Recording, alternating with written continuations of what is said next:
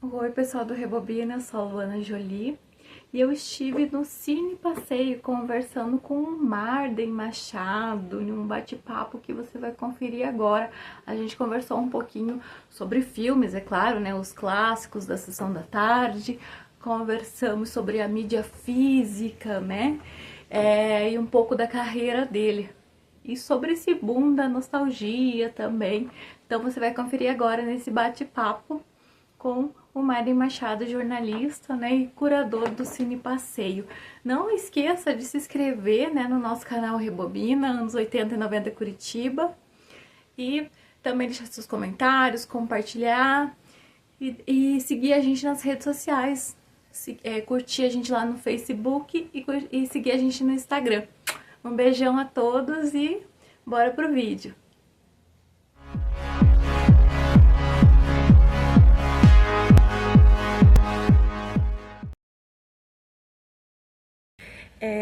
Você já teve videolocadora? E como que você vê essa transição desde o VHS, depois o DVD, a TV a cabo, até, né, o streaming? E na sua opinião, por que que não tem um catálogo assim de filmes clássicos, né, nos streamings? Por que que é mais os lançamentos, blockbusters, né? A locadora surgiu no Brasil no início da década de 1980, na época do VHS. Eu tive uma locadora durante pouco mais de 5 anos, em sociedade com meus cunhados. Depois eu vendi minha parte. A gente começou trabalhando com as fitas VHS, depois isso evoluiu para o DVD, depois o Blu-ray. Mas com o surgimento do streaming, há uns 10 anos mais ou menos, esse ir à locadora ou ter o filme em mídia física começou a perder espaço. Isso começou a se refletir justamente nos lançamentos. Cada mês tinha menos lançamento em mídia física, justamente porque os streamings traziam os lançamentos.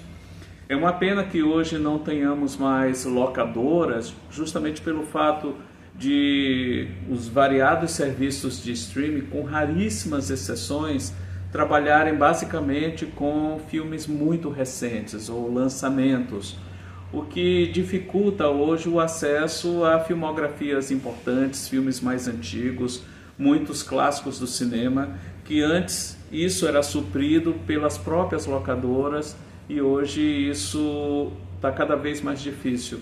Não só pelo fato de não termos mais as locadoras, como serem filmes que não estão sendo mais lançados em mídia física, com raríssimas exceções.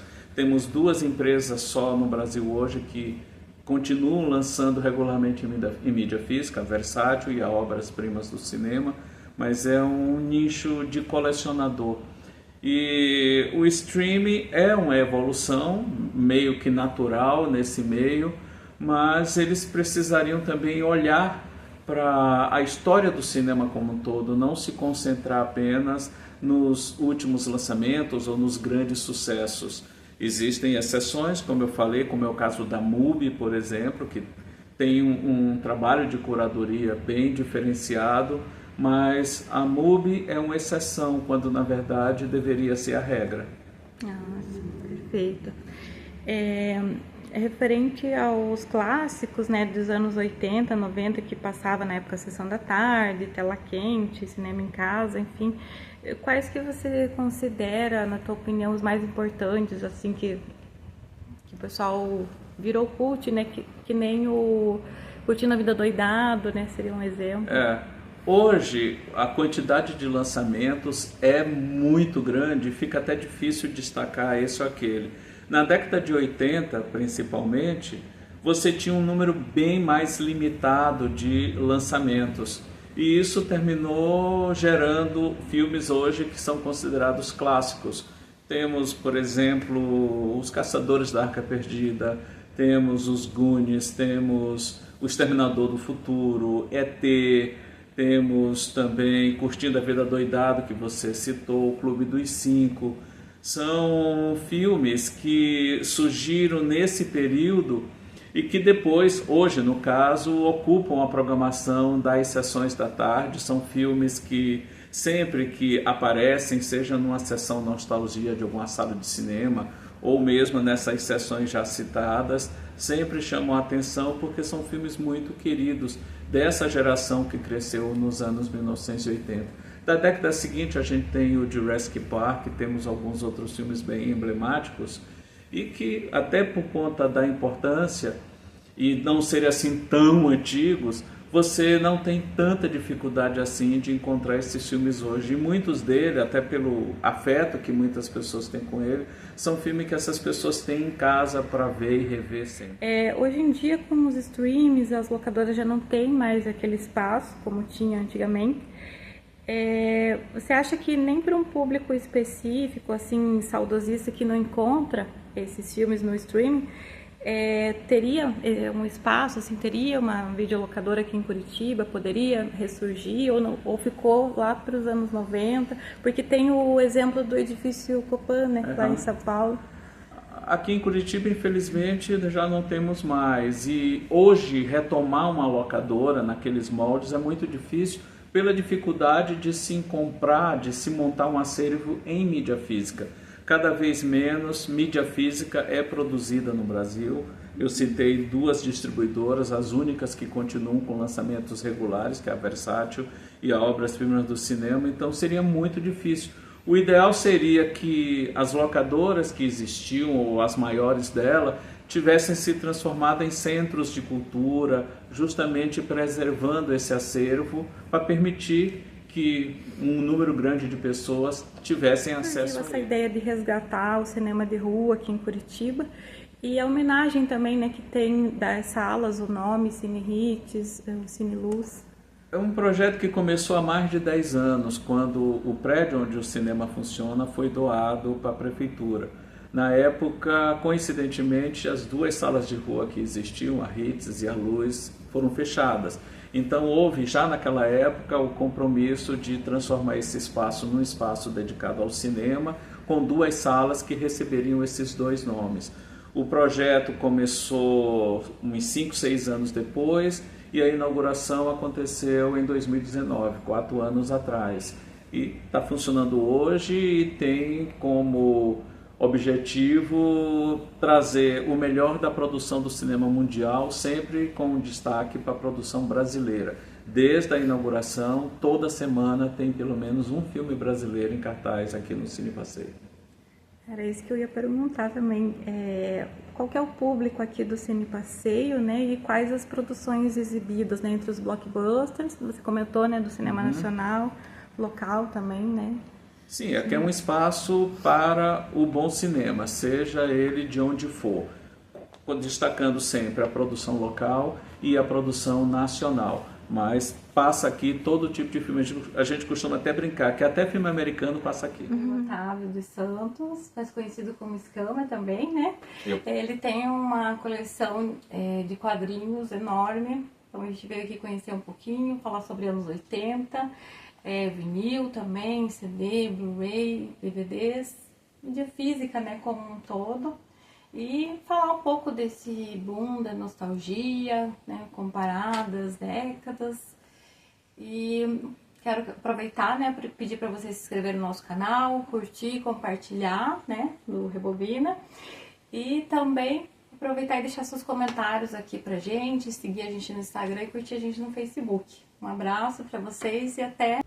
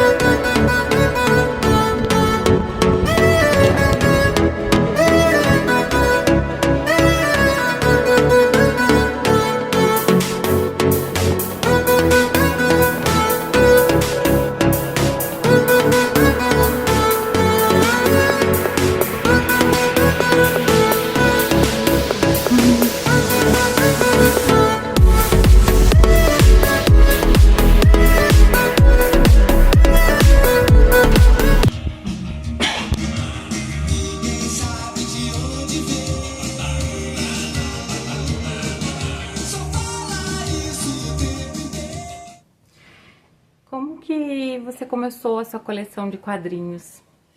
Tá, como que eu comecei? Porque assim, o que é uma coleção? Então a gente começa com essa pergunta, né? Eu aprendi a ler por causa dos quadrinhos. Então, assim, eu sempre tive muito gibi perto de mim, em casa e tal. Mas o que é a coleção? Coleção é a hora que você fala, eu vou guardar essas coisas de uma forma relativamente determinada, assim, sistemática ou alguma coisa parecida com isso, né? Eu vou guardar isso porque eu sei que pra mim isso tem uma importância. Porque assim, senão, quando você é criança, você tem muitas coleções, né? Ah, tem coleção de carrinho, mas quantos tem? 5. Mas você não tá ali querendo realmente guardar aquilo para a posteridade. Eu acho que eu comecei a pensar em guardar para a posteridade, em sistematicamente comprar e guardar para ter as coleções, mais ou menos quando eu tinha uns 10, 11 anos. Mais ou menos, né? Eu lembro de alguns gibis que eu comprei na época e tal, eu falei, pô, eu preciso guardar isso. Que era uma preocupação que eu não tinha antes. Né? Provavelmente, talvez meus pais tivessem essa preocupação, minha mãe mais, né? Meu pai bem menos, mas aquela coisa do eu quero isso e eu vou guardar foi a partir dos 10 anos, mais ou menos. Eu acho que começou com o meu interesse por quadrinho de super-herói, né? Porque ainda que o primeiro quadrinho que eu li, por incrível que pareça, que eu me lembro, foi um quadrinho de super-herói, que é um dos principais da Marvel, que é a morte da Gwen Stacy. Porque eu tenho um tio, meu tio tem 7 anos a mais do que eu, e eu morava em Brasília, meu tio foi para Brasília visitar e deixou esse gibi lá, sem capa. E eu li, e eu me lembro de terminar de ler chorando, porque a mulher tinha morrido, né? Sim. A Gwen Stacy morreu. E aquilo me tocou de um jeito que eu falei, eu preciso disso para viver, eu preciso desse negócio para viver. Né? Essa coisa aí, encapsulada dessa forma, né? Com requadros, balões e histórias deslumbrantes. Eu preciso disso para viver. Mas até aí eu não pensava em colecionar. Eu acho que a coleção ela veio mais tarde, quando eu já tinha uma ideia do que era guardar as coisas. Daí eu já morava em Curitiba, já devia ter uns 10, 11 anos. E eu me lembro que eu tinha um armário, meu armário, onde eu guardava meus gibis. Então começou acho que mais ou menos aí, lá pelos 10, 11 anos. Eu peguei um gibi aqui que lembra um pouco dessa época, que esse aqui é legal que tinha as datas antigamente. Ele é de 85, eu tinha 10 anos aqui, de setembro de 85. Então eu tinha 10 anos e 7 meses quando eu comprei esse aqui. Eu me lembro de ter comprado, eu me lembro de eu guardando ele na coleção, né? Então assim, esse foi um dos que sobrou. E junto com esse tem mais uns 2 ou 3 que foi quando eu comecei a colecionar. Foi aqui. Então mais ou menos assim, não sei se eu respondi a pergunta, mas Sim. é mais ou menos isso. Esse é um dos que são especiais pra você, Pra mim, né? Tudo bem, é especial mesmo de verdade, porque os X-Men da Marvel com os Novos Titãs da DC, nunca mais isso aqui vai acontecer. Verdade. E você possui outras coleções, assim, que também é relacionada anos 80, 90? Eu tenho uma coleção interessante de discos, de vinil e de CDs. Ela é bem menos do que isso aqui, né? Aqui eu tenho 4 mil e tantos, quase 5 mil, né?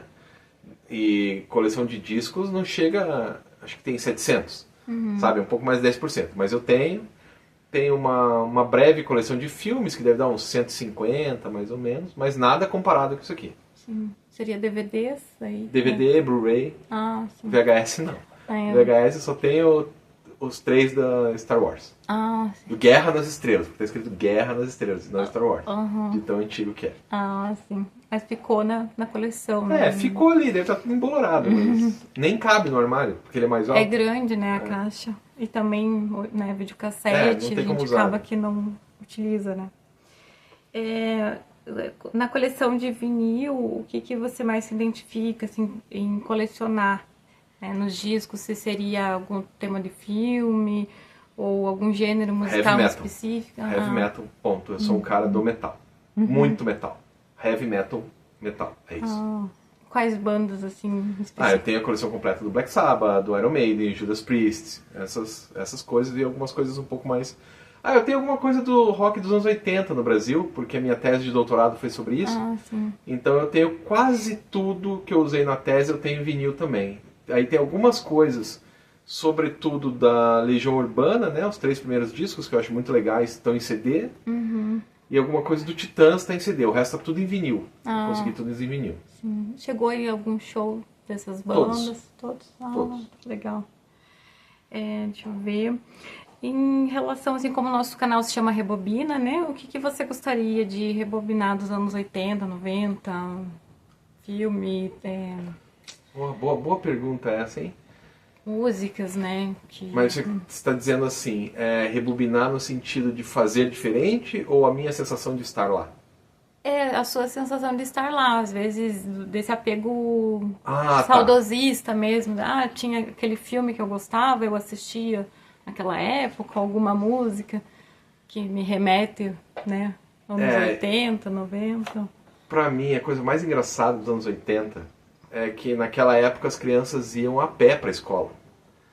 Então eu ia a pé pra escola e tinha uma banca de jornal.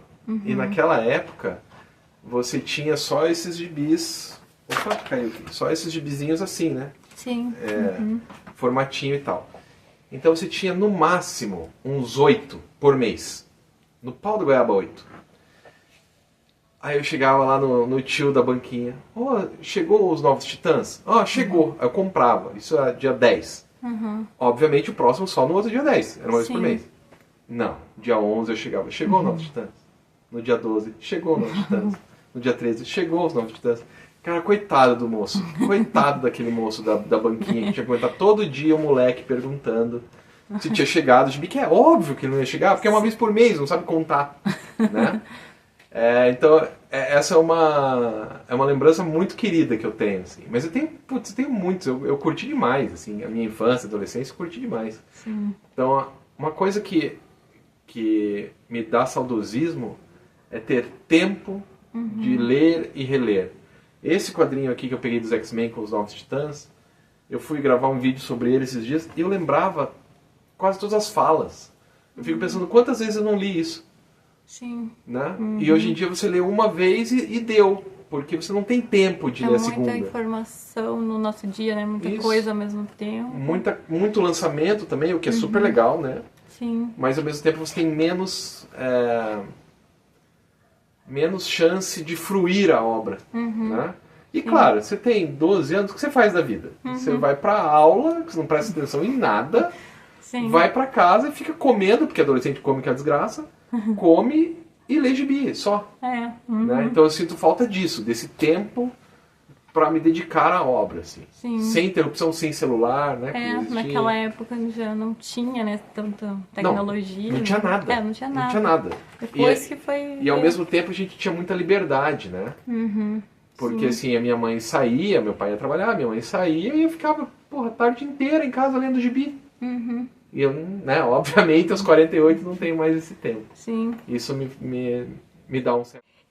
Como que você vê essa transição assim, do físico para o digital? Tem muitas pessoas que ainda compram? Você acha que é mais colecionador? Não, é só colecionador e com... assim, quadrinhos em especial é uma coisa que não é bom no digital. Né? Pra você ler legal no digital, você tem que ter um tablet bacana. Daí você tem o Social Comics. Quem está assistindo aí pode dar uma olhadinha lá no Social Comics. Que você paga, é tipo a Netflix, você paga uma mensalidade e pode ler o que você quiser. Mas, pra mim, ler num tablet não é confortável. Do meu ponto de vista, se eu estou no computador, quer dizer que eu estou trabalhando. Sim. Né? Se o computador está ligado, eu estou trabalhando. Se eu vou relaxar para ler, é um produto físico. Né? Mas isso, claro, é uma pira minha. E eu tenho 48 anos, né? Você vai pegar um moleque de 20, ele não pensa dessa forma. Ele acha melhor, talvez, ler digitalmente. Porque se você pensar bem, o digital é mais prático. É mais prático. Na hora, sabe? Eu tenho o Kindle. Se eu preciso ler um livro, tô com uma memória aqui que tem um livro, mas vou lá no Kindle e tá lá. Compro na hora, né? Não precisa ficar procurando ali. Nem esperando, né? Então, para isso, é muito melhor, né? Não tem... Eu tenho certeza que é muito melhor. Eu não sou daqueles que ficam, não, porque o papel é muito melhor, porque tem o cheiro. Sim, é verdade, tem o cheiro, mas não é tão prático. Sim. Né? Você vai pegar, sei lá, essa coleção mesmo que eu acabei de falar do Snoopy, são 50 anos. Pô, é inviável, eu não consigo carregar isso aqui. Vou carregar. Não, é inviável, não tem como. Né? Ela ocupa, sei lá, 1 metro e pouco de largura. Vou botar na mochila, não tem como, né? Não tem, é só pra... Mas eu posso comprar ela digital. Então todas.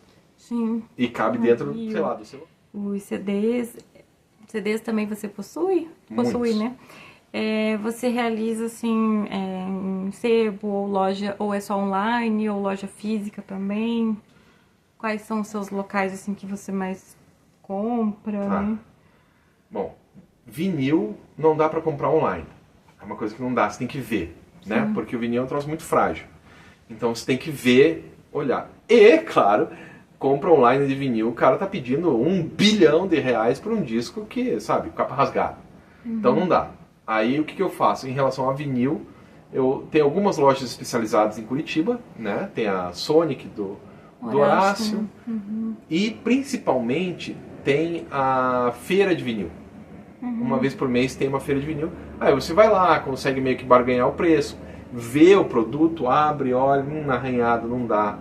Esse tá bom, só que tá muito caro. Será? Então o vinil é mais ou menos assim. Sim. CD, Blu-ray, DVD, aí eu me arrisco a comprar online também. Mas eu compro bastante na Let's Rock, que é uma loja que tem aqui em Curitiba de CDs, né? CD, camiseta, órgão, coisa No centro ali, né? Isso, na Galeria Júlio Pinheiro. Isso. E online, né? Dá pra importar também. Às vezes eu me arrisco a importar. Só que importação também é meio complicada, porque às vezes para na alfândega, daí fica 7 meses, daí você já esqueceu que comprou. Aí aquela vontade que você tinha de ouvir já até passou. Né? Demora também pra chegar, né? Daí eu acabo comprando ou na Let's Rock ou em alguns sebos, né? Hoje em dia a maior parte dos sebos de Curitiba tem CDs. Não tem vinil, mas tem CDs. As feiras de vinil tem na Travessa ali na... Tem, isso. É essa mesmo que eu vou. A gente já foi lá gravar também. Deixa eu ver. Tem algum item que você, dentro da coleção, né, tanto de vinil como de quadrinhos, que demorou mais pra conseguir, que daí foi mais difícil? Agora eu não sei como é que vai fazer com essa sua câmera aí, mas eu posso mostrar. Que é essa coleção do Snoopy que eu tenho ali em cima. Sim. Ela levou 12 anos pra ficar pronta. Desde o primeiro, ela é toda importada, né? E ela é todo Peanuts, de 1950 a 2000. Todas as tiras, todas. E isso levou 12 anos para ficar pronto.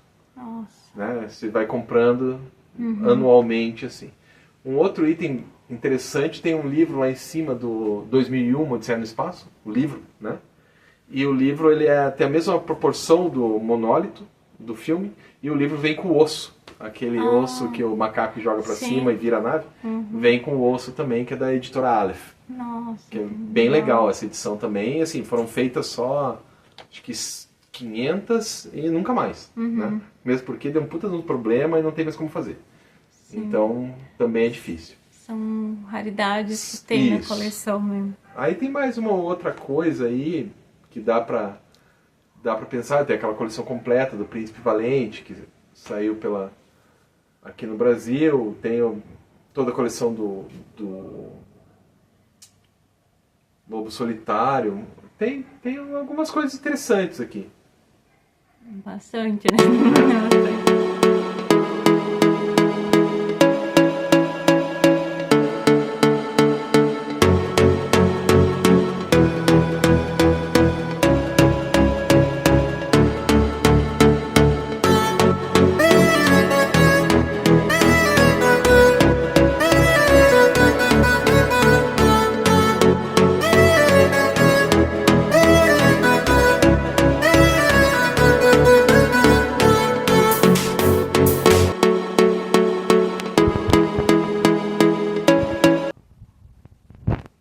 Se inscrever no nosso canal, curtir, compartilhar, né, do Rebobina. E também aproveitar e deixar seus comentários aqui pra gente, seguir a gente no Instagram e curtir a gente no Facebook. Um abraço pra vocês e até a próxima!